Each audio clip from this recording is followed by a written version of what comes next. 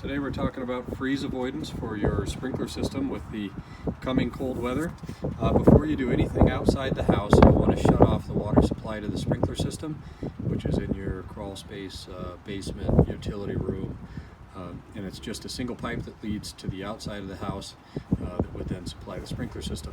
Once you shut that off, there should be a valve, maybe it looks like a spigot on the line. You'll want to open that up. That'll let any water drain out that's in that pipe. So maybe have a bucket with you.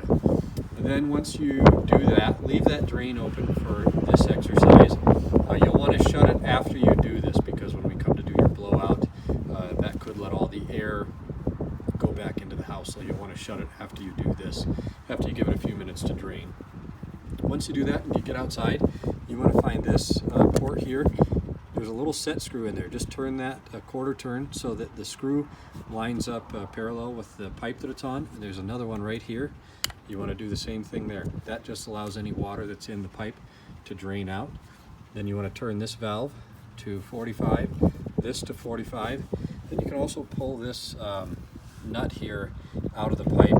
It might look like a spigot. If it's a spigot, you could just open it. It might look like a nut like this, but that's where we'll put the hose in to blow it out. So you can just pull that out, a pair of pliers, a socket, whatever, and that'll let any water that's in here drain out of there too. Once it all drains out, just hand tighten that back in the hole.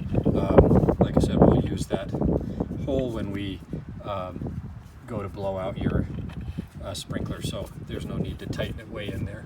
Then what you could do is, if you can find a sprinkler valve box nearby, a lot of times they have a green lid on them just like that. Just pull that lid off. In there you'll find valves, 1, 2, 4, 6. There's no real telling. But on those valves there's a little screw. You can see a screw head here and a screw head here. If you just turn those to the left about one turn, maybe 1.5, that'll open those valves, which will allow the water from here to get down into the ground if there's any available space, and that'll keep these pipes that are above ground from freezing.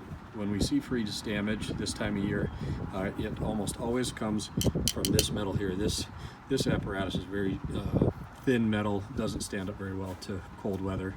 Once the water's underground, those pipes are very resilient to freeze. They could go weeks of 20-degree weather without breaking. So just get into your valve box, open those valves up. You can leave those open because we'll use those during the sprinkler blowout. If you can't find a valve box, you could use your control clock that runs the sprinkler system and just leave it on, let it cycle a couple cycles, and that'll also allow those valves to open and let the water down into the sprinkler system. But if you do that, that should keep you from suffering any freeze damage over the next few days of cold here, and then we'll get you all blown out.